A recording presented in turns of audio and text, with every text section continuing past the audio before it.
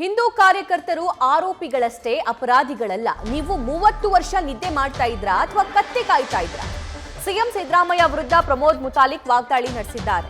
ನೀವು 2 ಸಾರಿ ಸಿಎಂ ಆಗಿದ್ರಲ್ಲ, ಆಗ ಯೋಚನೆ ಮಾಡ್ಬೇಕಿತ್ತಲ್ಲ. ರಾಮ ಮಂದಿರ ಉದ್ಘಾಟನೆ ಮಾಡ್ತಾ ಇರೋ ಸಂದರ್ಭದಲ್ಲೇ ಯಾಕೆ ಈ ರೀತಿ ಬಂಧಿಸಿದ್ದೀರಿ?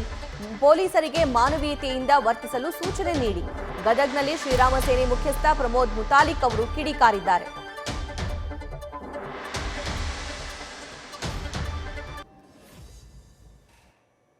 ಅವರು ಹೋರಾಟದಲ್ಲಿ ಭಾಗವಹಿಸಿದಂಥವ್ರು ಆರೋಪಿಗಳು, ಅಪರಾಧಿಗಳಲ್ಲ.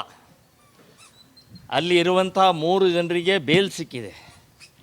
ಸೊ ನೀವು ಕ್ಲೋಸ್ ಮಾಡಬೇಕಾ? ಅವ್ರನ್ನ ಗಲ್ಲಿಗೇರಿಸ್ಬೇಕಾ? ಆಯಿತು, ಕೋರ್ಟ್ನಲ್ಲಿ 30 ವರ್ಷ ಏನು ನಿದ್ದೆ ಮಾಡ್ತಾಯಿದ್ರಾ? ಏನು ಕತ್ತೆ ಕಾಯ್ತಾಯಿದ್ರಾ? 30 ವರ್ಷ ಆಯ್ತಲ್ರೇ ನಿಮ್ಮದು. ನೀವು 2 ಸಲ ಮುಖ್ಯಮಂತ್ರಿ ಆಗಿದ್ರಲ್ಲ, ಅವಾಗೆಲ್ಲ ಯೋಚನೆ ಮಾಡಬೇಕಾಗಿತ್ತಲ್ಲ. ಈಗ ಒಮ್ಮೆಲೆ ಯಾಕೆ? ಈಗ ಒಮ್ಮೆಲೆ ದೇವಸ್ಥಾನದ ಉದ್ಘಾಟನೆ ಸಮಯದಲ್ಲಿ ಯಾಕೆ ಇದು?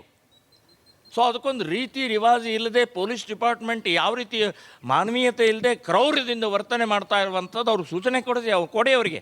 ಇಲ್ಲಾದರೆ ಕಾಂಗ್ರೆಸ್ನವ್ರು ಮಾಡ್ತಾ ಇರುವಂಥ ಹಿಂದೂ ದ್ರೋಹಿ, ಮುಸ್ಲಿಂ ಅಪೀಸ್ಮೆಂಟ್, ಮುಸ್ಲಿಮರ ಓಟಿಗೋಸ್ಕರ ಏನು ಬೇಕಾದ ಮಾಡ್ತೀನಿ ಅಂತ ಅನ್ನೋದು ಬಾಬರ್ನ ಪರವಾಗಿ ನಿಂತ್ಕೊಂಡ್ರು ನೀವು, ರಾಮನ ಪರವಾಗಿ ಅಲ್ಲ.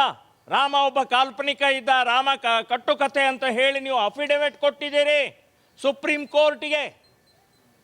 ಸೊ ಹಾಗಾಗಿ ಹುಬ್ಬಳ್ಳಿಯ ಆ ಘಟನೆಯನ್ನು ಕೂಡಲೇ ತಡಿಬೇಕು. ಏನು ಕೋರ್ಟಿನ ಪ್ರೊಸೆಸ್ ಇದೆ ಆ ಪ್ರಕಾರ ಮಾಡಿ, ಆದರೆ ಮಾನವೀಯತೆ ದೃಷ್ಟಿಯಿಂದ ರೀತಿ ರಿವಾಜು ಒಂದು ನಿಯಮದ ಇಟ್ಕೊಂಡು ಮಾಡಿ ಅಂತನ್ನುವಂಥದ್ದು ನಾನು.